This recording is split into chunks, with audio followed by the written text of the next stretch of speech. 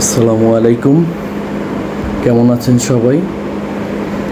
নতুন আরেকটি ভিডিওতে আপনাদেরকে স্বাগতম। হঠাৎ করে বরিশালে যাওয়ার প্ল্যান হলো, তাই ভাবলাম অনেক দিন যাবৎ লঞ্চে যাওয়া হচ্ছে না, তাই সব ভাই বোন মিলে লঞ্চে যাওয়ার প্ল্যান করলাম। আসলে আমাদের বরিশালের লঞ্চের জার্নিটাই খুব চমৎকার, খুব আরামদায়ক একটা জার্নি। লঞ্চে অনেক খোলামেলা ঘোরাফেরা করা যায়, হোটেলে চমৎকার খাবারের আয়োজন থাকে, সব কিছু মিলিয়ে একটি অসাধারণ জার্নি হয়। তো যাই হোক, সদরঘাটে গেলাম, সদরঘাটে গিয়ে লঞ্চে উঠলাম। তারপরেই তো আমাদের লঞ্চ কিছুক্ষণ পরই ছেড়ে দিল। আসলে লঞ্চ জার্নিতে রাতের বেলায় মজা, রাতের পরিবেশটা যে এত চমৎকার আসলে না দেখলে বিশ্বাস করা যায় না। বিশেষ করে বরিশালে যারা আমরা বসবাস করি, আমাদের কাছে তো লঞ্চের জার্নিটাই সব থেকে পছন্দের। আপনারা এই যে দেখতে পাচ্ছেন, আমাদের লঞ্চ অলরেডি ছেড়ে দিয়েছে। সদরঘাট থেকে অলরেডি আমাদের লঞ্চ বরিশালের পথে যাত্রা শুরু করলো।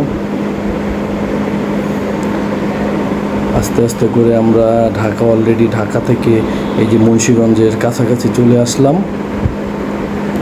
মুন্সিগঞ্জের ভিউটা চমৎকার। ওখানে বসুন্ধরা তাদের কিছু প্রজেক্টের লাইটিংগুলো, তাছাড়া আরও কিছু আরও কিছু সিমেন্ট ফ্যাক্টরির অনেক সুন্দর ওদের এই ভিউগুলো। এই যে আমরা দেখতে পাচ্ছেন, এটা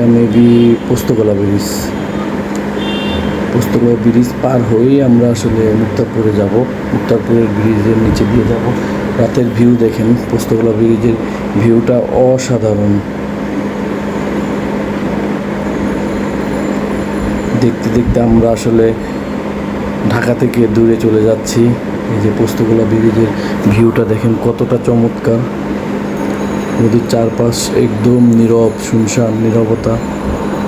এই তো আমরা আবার এখন মোটামুটি কাঠপট্টি বলে, এটা নারায়ণগঞ্জের এই সাইডটায় বসুন্ধরার প্রজেক্ট। এটা রাতের ভিউটা আসলেই অসাধারণ, না দেখলে বিশ্বাস করা যায় না। যারা লঞ্চে জার্নি করেন তারাই এটা ফিল করতে পারবেন আসলে কতটা আরামদায়ক এবং কতটা। এই তো করতে করতে আমরা আমাদের গন্তব্যে চলে আসলাম। তখন রাত 3টা বাজে। এই যে সবাই অলরেডি নামার প্রস্তুতি নিল, আমরাও নামলাম। নেমে আমরা এখান থেকে অটোতে করে আমাদের বাড়িতে চলে আসলাম। জার্নিটা খুব অল্প সময়ের জার্নি ছিল, বাট খুবই চমৎকার ছিল। খাওয়া দাওয়া হলো, ঘোরাফেরা হলো, সব কিছু মিলিয়ে জার্নিটা অনেকটা স্মৃতিময় হয়ে থাকলো। অনেক দিন পর আসলে লঞ্চে এই জার্নিটা, অনেক দিন পর, 3-4 বছর পর এই লঞ্চে গেলাম।